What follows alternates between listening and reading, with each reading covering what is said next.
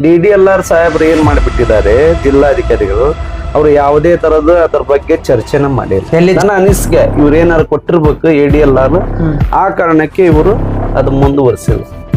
ಅಂದ್ರೆ ಲಂಚದ ಆಸೆಗೋಸ್ಕರ ಯಾವುದೇ ಕ್ರಮ ಕೈಗೊಂಡಿಲ್ಲ ಅಂತ ಸ್ಪಷ್ಟವಾಗಿ ಹೊಸಳ್ಳಿ ಗ್ರಾಮದ ಸರ್ವೆ ನಂಬರ್ 26 ಕಾನೂನು ಬಾಹಿರ ನಕ್ಷೆ ತಯಾರು ಮಾಡಿದ್ದಾರೆ. ADLR ತಿಳುವಳಿಕೆ ಇಲ್ಲ, ಏನೋ ಲಂಚದಗೋಸ್ಕರ ಆಸೆಗೋಸ್ಕರ ಈ ತರ ಮಾಡಿದ್ದಾರೆ ಅಂತ ತಿಳ್ಕೊಳ್ಳಿ. ಇವಾಗ DDLRಗೂ ಸ್ವಲ್ಪ ಕಾಮನ್ ಸೆನ್ಸ್ ಬೇಡವಾ? ವೀಕ್ಷಕರ ಎಲ್ರಿಗೂ ನಮಸ್ಕಾರ. ನಮಸ್ತೆ ಕರ್ನಾಟಕ ವಾಹಿನಿಗೆ ತಮಗೆಲ್ಲ ಸ್ವಾಗತ. ನಾನು ಮಂಜುನಾಥ್. ಸ್ನೇಹಿತರೆ, ಇವತ್ತಿನ ಫೋಡ್ಕಾಸ್ಟ್ ವಿಚಾರ ಏನಪ್ಪಾ ಅಂತಂದ್ರೆ, ಸವನೂರ್ ಭೂ ದಾಖಲೆ ಅಧಿಕಾರಿ ದೇವಯ್ಯನವರು ಏನ್ ಮಾಡಿದಾರ ಅಂತಂದ್ರೆ, ಕಾಯ್ದೆಯಲ್ಲಿ ಇಲ್ಲದೇ ಇದ್ರು ಕೂಡ ಪರಮವಾಡಿ ಗ್ರಾಮದಲ್ಲಿ 5 ಗಂಟೆಗಿಂತ ಕಡಿಮೆ ಇದ್ದ ಆಸ್ತಿಯನ್ನ ಉತ್ತಾರ ತಯಾರು ಮಾಡಿದ್ದಾನೆ. 5 ಗಂಟೆ ಇದ್ದ ಕಡಿಮೆ ಇದ್ದಿದ್ದ ಆಸ್ತಿಯನ್ನ ವಾಹಿದ್ ಖಾನ್ ಖಾಂಜಾದೇವರು ಆ ವಿಚಾರವಾಗಿ 2 ವರ್ಷದ ಹಿಂದೆ ಬೆಂಗಳೂರು ಭೂಮಾಪನ ಆಯುಕ್ತರಿಗೆ ಒಂದು ಕಂಪ್ಲೇಂಟ್ ಮಾಡಿದ್ರು. DDLR ಸೇರಿ ಈ ತರ ಮಾಡಿದ್ದಾರೆ. ಇದಕ್ಕೆ ಸಂಬಂಧಪಟ್ಟ ಹಾಗೆ ಬೆಂಗಳೂರು ಭೂಮಾಪನ ಕಚೇರಿಗೆ 2 ವರ್ಷದ ಹಿಂದೆ ದೂರು ಕೊಟ್ಟಿದ್ರು. ಜಿಲ್ಲಾ ಭೂಮಾಪನ ಅಧಿಕಾರಿ ದೇವಯ್ಯನ ಮೇಲೆ ಕ್ರಮ ಕೈಗೊಳ್ಳಬೇಕೆಂದು ನೋಟಿಸ್ ಜಾರಿ ಮಾಡಿದ್ದು. ನೋಟಿಸ್ ದಿನಾಂಕ 18/9/2024 ಕಳಿಸಿದಾಗ ಈ ಜಿಲ್ಲಾ ಭೂಮಾಪನ ಅಧಿಕಾರಿಗಳು ಇನ್ನೂವರೆಗೂ ಯಾವುದೇ ಕ್ರಮ ಕೈಗೊಂಡಿಲ್ಲ. ಇದೇ ವಿಚಾರ ಇವಾಗ 2 ವರ್ಷ ಲೆಕ್ಕ ಹಾಕಿ 2 ವರ್ಷದ ಹಿಂದೆ ಕಳಿಸಿದ್ದು. ಎಲ್ಲಿ? ಬೆಂಗಳೂರು ಹೆಡ್ ಆಫೀಸ್, ಭೂಮಾಪನ ಕಚೇರಿಗೆ ಹೆಡ್ ಆಫೀಸ್ ಅಲ್ಲಿ ಕಳಿಸಿದ್ರು. ಇದುವರೆಗೂ ಯಾವುದೇ ಕ್ರಮ ಕೈಗೊಂಡಿಲ್ಲ. ಅದ್ರ ವಿಚಾರವಾಗಿ ನಮ್ಮ ಜೊತೆ ಇದ್ದಾರೆ ಮಾನವ ಹಕ್ಕುಗಳ ಕಾಯ್ದೆಯ ಸದಸ್ಯರಾದಂತ ವಾಹಿದ್ ಖಾನ್ ಖಾಂಜಾದೇವರು. ಇದ್ರ ಬಗ್ಗೆ ಅವ್ರು ಏನ್ ಹೇಳ್ತಾರೆ ಅನ್ನೋದನ್ನ ಅವರಿಗೆ ಕೇಳೋಣ ಬನ್ನಿ. ಖಾಂಜಾದೇವ್ರು ನಮಸ್ತೆ. ನಮಸ್ಕಾರ. ಕಾರ್ಯಕ್ರಮಕ್ಕೆ ನಿಮ್ಗೆ ಸ್ವಾಗತ.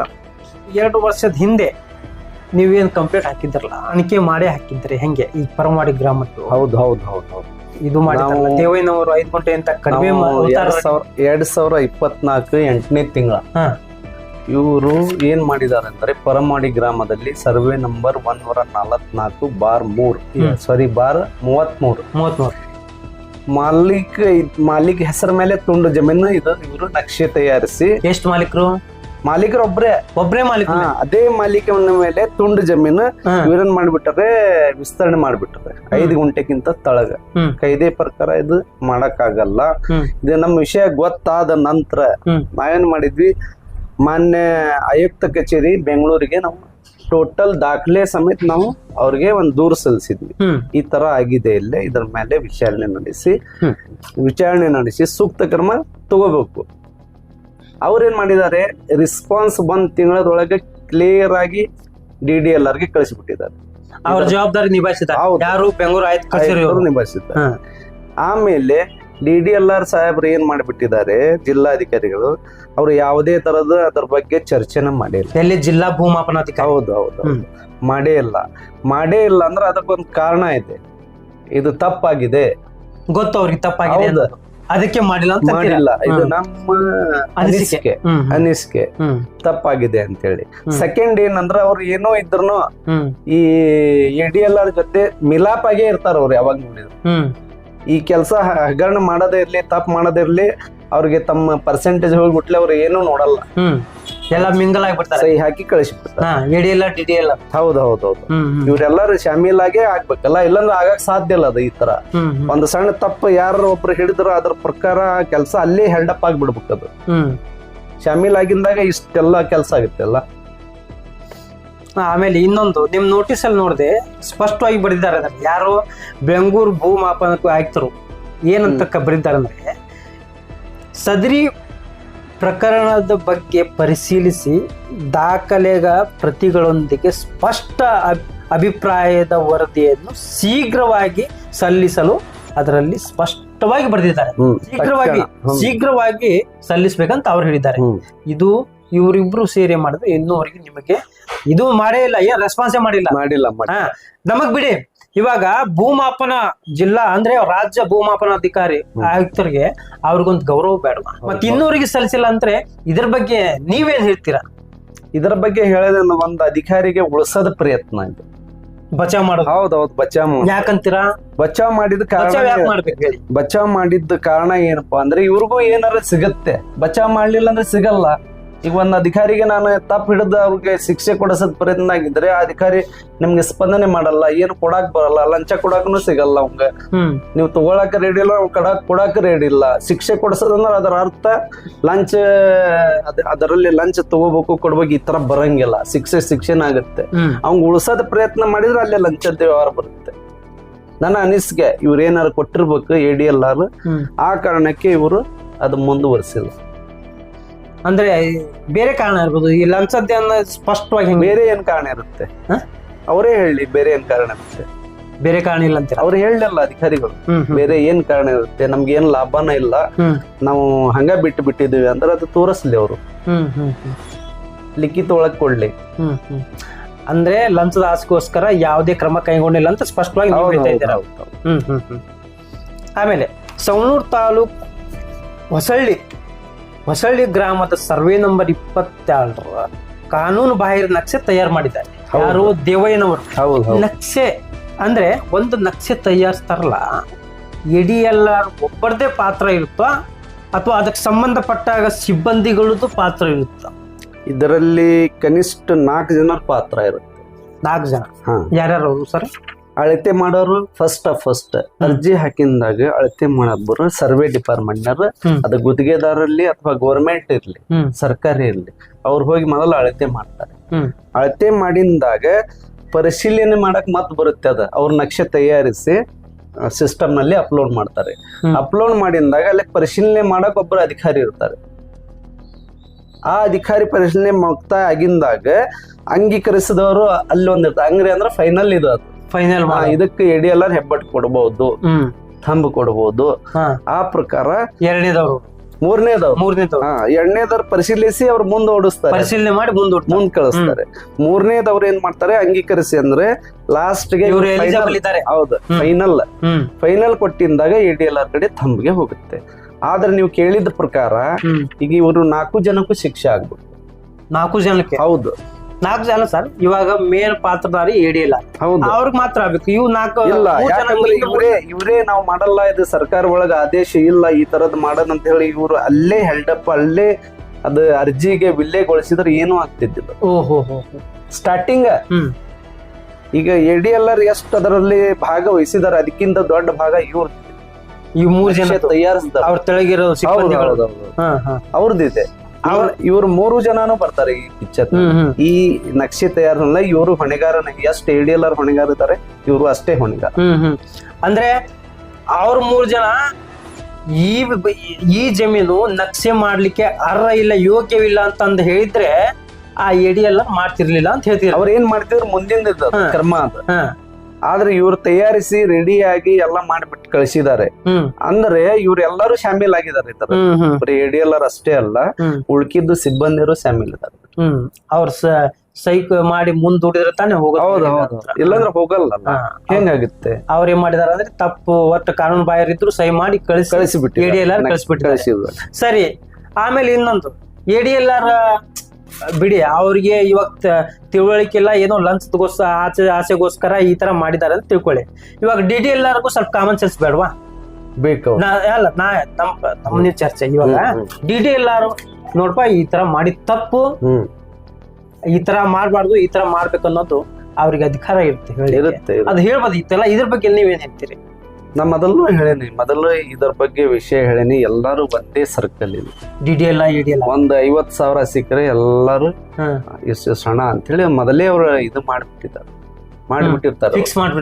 ಇಷ್ಟ ಹಣ ಈ ಕೆಲ್ಸಕ್ಕೆ, ಇಷ್ಟು ಗುಂಟೆಗೆ ಇಷ್ಟ ಹಣ. ಹೌದು, ಆತರ. ಇಲ್ಲಂದ್ರೆ ಇದು ಸಾಧ್ಯನೇ ಇಲ್ಲ. ಆಗ ಮಾಡ್ಲಿಕ್ಕೆ ಸಾಧ್ಯನೇ ಇಲ್ಲ. ಮಾಡಿ ತೋರಿಸ್ಲಿಕ್ಕೆ ನಾವು ಅರ್ಜಿ ಹಾಕ್ತಿವಿ ಅಲ್ಲ, ನಾವು ತುಂಡ್ ಅರ್ಜಿ ಹಾಕ್ತಿವಿ, ಮಾಡಿ ತೋರಿಸ್ಲಿ ಅವರು. ಅಂದ್ರೆ ಕಾನೂನು ಇಲ್ಲವೇ ಇಲ್ಲ.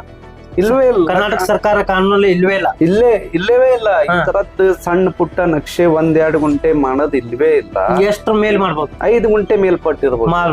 ಪ್ರತಿಯೊಂದು ಆಸ್ತಿ 5 ಗುಂಟೆ ಮೇಲ್ಪಟ್ಟೆ. ಪಿತ್ರಾಜಿತ ಆಸ್ತಿ ಒಂದ್ ಸಲನು ಅದ ವಿಭಾಗ ಆಗಿಲ್ಲ ಅಂದ್ರೆ ಆ ಆಸ್ತಿಗೆ ಮಾಡಕ್ ಅವಕಾಶ ಇರುತ್ತೆ. ಪಿತ್ರಾಜಿತ್ ಅಂದ್ರೆ ಕಾಲದಲ್ಲೇ ಅದು ಪೌಡಿ ಆಗಿರ್ಬಾರ್ದು, ಇದು ಆಗಿರ್ಬಾರ್ದು, ಬಾಟ್ನಿ ಅಥವಾ ವಿಭಾಗ ಆಗಿರ್ಬಾರ್ದು. ಅದು ಆತಂದ್ರೆ ಅದಕ್ಕೆ ಒಂದೇ ಅವಕಾಶ ಇರುತ್ತೆ. ಆ ಅವಕಾಶ ಮುಗಿತಂದ್ರೆ ಮತ್ತೆ ಅವ್ರಿಗೂ ಸಿಗಲ್ಲ. ಇದು ಆ ತರ ಅಲ್ಲ, ಖರೀದಿ ಮಾಡಿದ್ದ ಆಸ್ತಿ ಇದು. ಸರಿ ಸರ್, ಇವಾಗ ಅರ್ಜಿನ ಕಂಪ್ಲೇಟು 2024ರಲ್ಲಿ ಹಾಕಿದ್ದೀರಿ ಅಂತೀರಿ. 2024ರಲ್ಲಿ ಈ ಕಾನೂನು ಇದ್ದಿದ್ರೆ ಇದ್ದಿದ್ದಿಲ್ಲ ಇಲ್ಲ ಯಾವಾಗಿದ್ದ ಇಲ್ಲ ಅಂತ 17-18 ಬಂದ್ ಆಗ್ಬಿಟ್ಟಿದೆ. ನಾವಿದ್ದ ಬಂದಾಗಿದ್ದು ಇವಾಗಿನವರು ಇಲ್ಲವೇ ಇಲ್ಲ. ಅದನ್ನ ಮೀರಿ ಕೂಡ ಮಾಡಿದ್ದಾರೆ. ಈಗ ಹೊಸದು ಇದು ಮಾಡಿದ್ದು, ಇವ್ರು ಬಾಳ ದಿನ ಆಗಿಲ್ಲ ಇದು ಮಾಡಿ. ಎಷ್ಟು ಒಂದೇ ನಿಮಿಷ ಹೇಳಿಬಿಡ್ತೇನೆ. 2024 10ನೇ ತಿಂಗಳದಾಗ ಮಾಡಿದ್ದಾರೆ ಇವ್ರು. 2024 ಅಂದ್ರೆ 2 ವರ್ಷ ಆಗ್ಲಿಕ್ಕೆ ಬಂತು ಹತ್ತತ್ರ. ವಹೀದ್ ಖಾನ್ ಖಾಂಜಾದವ್ರು ಹೇಳಿದ ಹಾಗೆ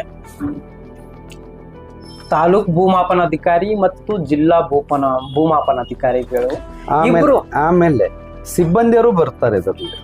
ಸಿಬ್ಬಂದಿಯವರು ಬರ್ತಾರಲ್ಲ, ಯಾಕಂದ್ರೆ ಅವರೇ ಗೊತ್ತಿದ್ರು ಮಾಡಿದಾರೆ. ಅದೇ ಹೇಳ್ತಿರಲ್ಲ ಸರ್, ಇವಾಗ ಸಿಬ್ಬಂದಿಗಳು ಮಾಡದೇ ಇದ್ರೆ ಅವ್ರ ಹೆಂಗ್ ಮಾಡ್ತಾರೆ ಅಂತ ಹೇಳಿದ್ರ, ಆಲ್ರೆಡಿ ಹೇಳ್ತೀರ. ಯಾಕಂದ್ರೆ ಇದರ ಅರ್ಥ ಸಿಬ್ಬಂದಿಗಳು ಶಾಮೀಲಾಗಿದ್ದಾರೆ. ಅಂದ್ರೆ ಟೋಟಲಿ ಭೂಮಾಪನ ಸರ್ವೆ ಏನಿದೆ ಅಲ್ಲ, ಭೂಮಾಪನ ಜಿಲ್ಲಾ ಇದ್ದ ಹಿಡಿದು ತಾಲೂಕಿನ ಇಬ್ರು ಶಾಮೀಲಾಗಿ ಈ ತರ ಕಾನೂನು ಬಾಹಿರ ಚಟುವಟಿಕೆಗಳು ಮಾಡ್ತಾ ಇದ್ದಾರೆ ಅಂತೇಳಿ ಸ್ಪಷ್ಟವಾಗಿ ಕಾಣ್ತಾ ಇದೆ ಈ ಪ್ರತಿ ಪ್ರಕಾರ. ಹೌದು, ಯಾಕಂದ್ರೆ ದಾಖಲೆ ಇದೆ ಇಲ್ಲಿ. ಸುಮ್ನೆ ದಾಖಲೆ ಇಲ್ದಾನೆ ಏನು ಮಾತಾಡ್ತಾ ಇಲ್ಲ, ದಾಖಲೆ ಇದೆ, ದಾಖಲೆ ಸಮೇತ ಮಾತಾಡ್ತಿದ್ದೀವಿ. ಇವಾಗ ಖಾಂಜಾದೇವ್ರು ನಿಮ್ಗೆ ನೇರವಾಗಿ ಕೇಳ್ಬಿಡ್ತೇನೆ. ಇವಾಗ ತಾಲೂಕ್ ಭೂಮಾಪನ ಅಧಿಕಾರಿ ದೇವಯ್ಯ ಅವರು ಕಾನೂನು ಬಾಹಿರ ಮಾಡಿದ್ದು ಗೊತ್ತು. ಆಮೇಲೆ ಜಿಲ್ಲಾ ಭೂಮಾಪನ ಅಧಿಕಾರಿ ಅವರು ಕಾನೂನು ಬಾಹಿರವಾಗಿ ಮಾಡಿದ್ದು ಗೊತ್ತು. ಇವನ್ನೆಲ್ಲ ನೋಡಿದಾಗ ಫೈನಲ್ ಆಗಿ ಇವ್ರ ಬಗ್ಗೆ ಏನು ಕ್ರಮ ಜರುಗಿಸ್ಬೋದು? ನನ್ನ ಪ್ರಕಾರ ಇವ್ರಿಗೆ ನೌಕರಿಯಿಂದ ವಜಾಗೊಳಿಸ್ಬೇಕು. ಇವ್ರ ವೃತ್ತಿಯಿಂದ ವಜಾ ಮಾಡ್ಬೇಕು. ಯಾಕಂದ್ರೆ ಇವ್ರು ಕಾನೂನು ಬಾಹಿರ ಮಾಡಿದ್ದಾರೆ ಅಂತ ಹೇಳಿ ಸ್ಪಷ್ಟ ಇಲ್ಲಿ ಪೇಪರ್ ನಲ್ಲಿ ಹೇಳೋದ ಅವಶ್ಯಕತೆ ಏನಿಲ್ಲ. ಪೇಪರ್ ಅವರೇ ಮಾಡಿದ್ದು, ಅವರೇ ಸಹಿ ಹೊಡೆದಿದ್ದು ಪೇಪರ್ ನಲ್ಲಿ ಸ್ಪಷ್ಟವಾಗಿ ಕಾಣ್ತಾ ಇದೆ. ನಾವು ತಯಾರು ಮಾಡಿಸಿದ ಪೇಪರ್ ಅಲ್ಲ, ಅವ್ರದೇ ಪೇಪರ್. ಈಗ ಸರ್ಕಾರ ಇದ್ರ ಪ್ರಕಾರ ಏನ್ ಅವ್ರಿಗೆ ಶಿಕ್ಷೆ ಕೊಡುತ್ತೆ ಅದಕ್ಕಾದ್ ನೋಡೋಣ. ಆ ಶಿಕ್ಷೆ ನಮ್ಗೆ ಸರಿ ಅನ್ನಿಸ್ಲಿಲ್ಲ, ನಾವು ಮುಂದೆ ಹೋಗ್ತೀವಿ, ಮತ್ತೆ ಕೋರ್ಟ್ನಾಗಾದ್ರೂ ಹೋಗ್ತೀವಿ ನಾವು. ಆಮೇಲೆ ಇನ್ನೊಂದು, ಈ ಸಿಬ್ಬಂದಿಗಳು, ಇವ್ರ ತೆಳಗಿರೋ ಸಿಬ್ಬಂದಿಗಳು 3 ಜನ ಸಿಬ್ಬಂದಿಗಳನ್ನ ಹೇಳಿದ್ರಲ್ಲ, ಅಂದ್ರೆ ಅವ್ರ ಬಗ್ಗೆ ಏನಾದ್ರು ಕಂಪ್ಲೇಂಟ್ ಮಾಡಿದ್ದಾರ? ಮೇಲಾಧಿಕಾರಿಗಳಿಗೆ ಏನಾದ್ರು, ಲೋಕಾಯುಕ್ತರಿಗೆ ಏನಾದ್ರು ಕಂಪ್ಲೇಂಟ್ ಮಾಡಿದ್ದಾರೆ? ಸಿಬ್ಬಂದಿಯರಂದ್ರೆ ಮಹೇಶ್ ಮಲ್ಗುಂದ್ ಅಂತ ಹೇಳಿ, ಆಮೇಲೆ ಶಿವಲೀಲಾ ಹಳ್ಳಿ, ಆಮೇಲೆ ಧನಂಜಯ MC, ಇವ್ರ 3 ಮೇಲೇನು ಮಾಡಿದ್ದೇನೆ. ಯಾಕಂದ್ರೆ ಇವ್ರು ಹೊಣೆಗಾರ ಅಂದ್ರೆ ಇವ್ರು ಅಷ್ಟೇ ಹೊಣೆಗಾರ ಅದಕ್ಕೆ. ಅಂದ್ರೆ ಇವರು ಅದರಲ್ಲಿ ಹೌದು, ಪಾಲ್ ಇರ್ಲಿ ಬಿಡ್ಲಿ, ಭಾಗಿ ಆಧಾರ ತಪ್ಪು ಮಾಡ್ಯಾರ ಅಂದ್ರೆ ಭಾಗಿ ಆದಂಗ. ಅಲ್ಲಲ್ಲ, ಭಾಗಿ ಆಗಿದ್ರೆ ಪಾಲ್ ಇದ್ದೇ ಇರುತ್ತೆ. ಸುಮ್ನೆ ಫ್ರೀ ಮಾಡ್ತಾರೆ, ಯಾರು ಮಾಡಲ್ಲ. ಇವಾಗ ಅವ್ರವ್ರ ಡಿಪಾರ್ಟ್ಮೆಂಟ್ ಅಂದ್ರೆ 3 ಮೇಲೇನೂ ಆಗಿದೆ. ಇವ್ರು 3 ಮೇಲೇನೂ ಮಾಡಿದ್ದೀರಾ, ಪ್ಲಸ್ EDLR 4 ಜನರ ಮೇಲೆ ಲೋಕಾಯುಕ್ತ ಕೇಸ್ ಆಗಿದೆ. ಇವಾಗ DDLR ಸಂಬಂಧಪಟ್ಟಾಗಿ ಅವ್ರ ಬಗ್ಗೆ ಅವ್ರ ಮೇಲೆ ಏನ್ ಮಾಡಿಪ್ಪ? DDLR ಈ ನಕ್ಷಕ್ಕೆ ಭವಿಷ್ಯಕ್ಕೆ ಇವ್ರು ಸಂಬಂಧ ಪಡಲ್ಲ. ಯಾಕಂದ್ರೆ ಇದು ತಾಲೂಕ್ ಲೆವೆಲ್ ನಲ್ಲೇ ಇದಾಗುತ್ತೆ, ಚರ್ಚೆ ಆಗುತ್ತೆ, ಅಲ್ಲೇ ಇದು ಆಗುತ್ತೆ. DDLR 144 ಏನ್ ನಾವು ಹೇಳಿದ್ವಲ್ಲ ಪರ ಮಾಡಿದ್ದು, ಅದರಲ್ಲಿ ಅವರು ಯಾವುದೇ ಪರಿಶೀಲನೆ ಮಾಡಿಲ್ಲ. ಆ ಕಾರಣಕ್ಕೆ ಅವ್ರು ಹೊಣೆಗಾರ ಆಗ್ತಾರೆ ಆ ವಿಷಯಕ್ಕೆ. ಬೆಂಗಳೂರು ಭೂಮಾಪನ ಕಚೇರಿಯಿಂದ ಇನ್ನೂರಿಗೆ ತನಿಖೆ ಕೈಗೊಂಡಿಲ್ಲ, ಕ್ರಮ ಕೈಗೊಂಡಿಲ್ಲ. ಇದಕ್ಕೆ ಯಾಕೆ ತಗೊಂಡಿಲ್ಲ ಇವ್ರ ಪರವಾಗಿನ ಲೋಕಾಯುಕ್ತ ಕೇಸ್ ನಾವು ಆಗ್ಲೇ 1 ಅಥವಾ 2 ದಿನದಲ್ಲಿ ಕೇಸ್ ಫೈಲ್ ಮಾಡ್ತೀವಿ ನಾವು. ಇದು ಯಾಕೆ ಹೆಲ್ಡಪ್ ಆಗಿದೆ, ಏನಾಗಿದೆ ಅಂತ ದಾಖಲೆ ಸಮೇತ ನಾವು ಕೇಸ್ ಫೈಲ್ ಮಾಡ್ತೀವಿ. ದೇವಯ್ಯನವರು ಒಂದು 50 ಲಕ್ಷ ತಗೊಂಡು ಒಂದು ಏನೋ ಸರ್ಕಾರಿ ಜಮೀನ್ ಕಬ್ಜಾ ಮಾಡಿದ್ರ ಅಂತ ಹೇಳಿದ್ರಲ್ಲ, ಅದಕ್ಕೆ ಸಂಬಂಧಪಟ್ಟ ಹಾಗೆ ಯಾರೋ ಒಬ್ರು ತಕರಾರು ಅರ್ಜಿ ಕೊಟ್ಟಿರ ಅಂತ ಹೇಳ್ತಾರಲ್ಲ, ಇದೇ ನನ್ನ ಕಡೆ ಇದೆ ಅದು ಅವ್ರನ್ನ ಕಾರ್ಯಕ್ರಮಕ್ಕೆ ಕರೆಸಿ ಇಲ್ಲಿ ಪೋಡ್ಕಾಸ್ಟ್ ಕರೆಸಿ ಮಾತಾಡ್ಸಕ್ಕೆ ಮಾತಾಡ್ಸಕ್ಕಾಗುತ್ತೆ. ಇದು ಮುಂದಿನ ಇದು ಕ್ಲಿಯರ್ ಆಗಿಂದಾಗ, ಇದು ವಿಡಿಯೋ ಆಗಿಂದಾಗ ನೆಕ್ಸ್ಟ್ ಇದೇ ವಾರದಲ್ಲಿ ಅವ್ರು ಕರೆಸಿ, ಏನ್ ಅವ್ರ ಹೆಸರು ಏನ್ ಸರ್? ಅವ್ರ ಹೆಸರು ಗುಲ್ಜಾರ್ ಪಠಾಣ್ ಅಂತ ಹೇಳಿ ಒಂದು ಎಲ್ಲಾ ಸವಣೂರ್ಗೆ ಮಾಹಿತಿ ಇದ್ದ ವ್ಯಕ್ತಿ ಅದು. ಹೌದು, ಅವ್ರು ಒಂದು ತಕರಾರು ಅರ್ಜಿ ಹಾಕಿದ್ದಾರೆ. ಏನಂತ ಹೇಳಿ, ಇದು ಆಸ್ತಿ ಖಬ್ರಸ್ತಾನ್ ಸ್ಮಶಾನ, ಅದರ ಆಸ್ತಿ ಇದೆ. ಇವ್ರು DDLR ನಕ್ಷೆ ಮಾಡಿ ಕಳಿಸ್ಬಿಟ್ಟಾರ, PT ಸೀಟ್ ಮಾಡಿ ಕಳಿಸಿಬಿಟ್ಟದ. 1 ಎಕರೆ 34 ಗುಂಟೆದು ಮೊದಲಿತ್ತು 6 ಎಕರೆ 21 ಗುಂಟೆ, ಅದರಲ್ಲಿ ಸೇರಿಸ್ಬಿಟ್ಟಿದ್ದಾರೆ. PT ಶೀಟ್ ರೆಡಿ ಮಾಡಿ ಇಲ್ಲೇ ಕಂದಾಯ ಇಲಾಖೆ ಕಳಿಸಿದ್ದಾರೆ. ಅಲ್ಲೇ ಇವ್ರು ತಕರಾರು ಹಾಕಿದ್ನಾಗ ಅಲ್ಲಿ ತಡೆ ಹಿಡಿದಿದೆ. ಅದು ಕಬ್ರಸ್ತಾನ ಆಸ್ತಿ ಮಶಾನ ಆಸ್ತಿ ಇದ್ರೆ ಇವ್ರ ಯಾಕೆ ಅದಕ್ಕೆ ಸೇರಿಸ್ಬೇಕು? ಮಶಾನ ಇಲ್ಲ ಸರ್ಕಾರದವ್ರ ಇರ್ಬೇಕಲ್ಲ ಕನಿಷ್ಠ. ಹೌದು, 2ರಾಗ ಒಂದಿರ್ಬೇಕು. ಸರ್ಕಾರದವ್ರು ಇರ್ಬೋದು, ಮಶಾನದವ್ರು ಇರ್ಬೋದು, ಕಬ್ರಸ್ತಾನ ಅಂತೇಳಿ 2ರಾಗ ಬಂದಿರ್ಬೇಕು. ಇವ್ರ ಮುಖಂಡ್ರಿ ಏನಂತ ಇದಾರೆ ಸವಣೂರಿನು ಮಶಾನ ಅಂದ ಆಸ್ತಿ. ಸ್ಮಶಾನ ಈವರೆಗೂ ಸ್ಮಶಾನ ಮಾಡಿದ ಕೆಲಸ ಯಾರದು? ತಹಶೀಲ್ದಾರ್. ಹೌದಲ್ಲ, ಅವ್ರ ಕೆಲಸ ಅವ್ರ ಮುಂದೆ ಏನ್ ಮಾಡ್ತಾರ ಅದನ್ನು ಕಾದು ನೋಡೋಣ. ಇವ್ರ ಅರ್ಜಿಗೆ ಕನಿಷ್ಠ 1.5 ವರ್ಷ ಆಗ್ತಾ ಇದೆ. 1.5 ವರ್ಷ ತಕರಾರು ಅರ್ಜಿ ಹಾಕಿ ಇನ್ನೋರಿಗೆ ಏನು ಅವ್ರು ಬಂದು ನೋಡಿಲ್ಲ ಕೇಳಿನೂ ಇಲ್ಲ ಅಂತ ಈ ತರ ಅವ್ರು ಹೇಳಿದ್ರೆ ಮುಂದಿನ ಭಾಗದಲ್ಲಿ ನಾ ಅವ್ರ ಕರೆಸ್ತೇನೆ. ಅವ್ರ ಜೊತೆ ತಾವು ಚರ್ಚೆ ಮಾಡ್ಬೋದು. ಕರೆಸಿ ಅಂತವ್ರು ಬೇಕು. ಯಾಕಂತಂದ್ರೆ ಸಾರ್ವಜನಿಕರು ಏನ್ ಬೇಕಂದ್ರೆ ಒಂದು ಕ್ಲಿಯರೆನ್ಸ್ ಬೇಕು. ಪಂಚಾಯತ್ ಇದುವರೆಗೂ ತುಂಬಾ ಮಾಹಿತಿಗಳನ್ನು ನೀಡಿದ್ರಿ. ಹ್ಯೂಮನ್ ರೈಟ್ಸ್ ಆಗಿ ತಾವೇನ್ ಜವಾಬ್ದಾರಿ ಸಾರ್ವಜನಿಕರಿಗೆ ರೈತರ ಬಗ್ಗೆ, ಎಸ್ಪೆಷಲಿ ರೈತರ ಬಗ್ಗೆ ಏನು ಅನ್ಯಾಯಗಳು ಆಗ್ತಾ ಇದೆಯೋ ತುಂಬಾ ಸ್ಪಷ್ಟವಾಗಿ ಹೇಳಿದ್ವಿ. ಅಧಿಕಾರಿಗಳು ಏನು ಅನ್ಯಾಯ ಆಕ್ರಮಣಗಳು ಮಾಡ್ತಾ ಇದಾರೆ ಅದನ್ನು ತುಂಬಾ ಸ್ಪಷ್ಟವಾಗಿ ವೀಕ್ಷಕರಿಗೆ ಹೇಳಿದ್ರಿ. ಅವ್ನು ದಯವಿಟ್ಟು ಕರ್ಸ ವ್ಯವಸ್ಥೆ ಮಾಡಿ. ಮತ್ತೆ ನೋಡಿದ್ರಲ್ಲ, ಇದಾಗಿತ್ತು ಭೂಮಾಪನಾಧಿಕಾರಿ ಮತ್ತು ಜಿಲ್ಲಾ ಭೂಮಾಪನ ಅಧಿಕಾರಿಗಳು ಮಾಡಿದಂತ ಹಗರಣಗಳು ಸಂಬಂಧಪಟ್ಟ ಹಾಗೆ. ಇವಾಗ ಒಬ್ಬ ಸರ್ಕಾರಿ ನೌಕರಸ್ಥ ಒಬ್ಬೊಬ್ಬ ಅಂದ್ರೆ ಆ ಊರಲ್ಲಿ 4ರಿಂದ 5 ವರ್ಷ ಇರ್ಬೋದು.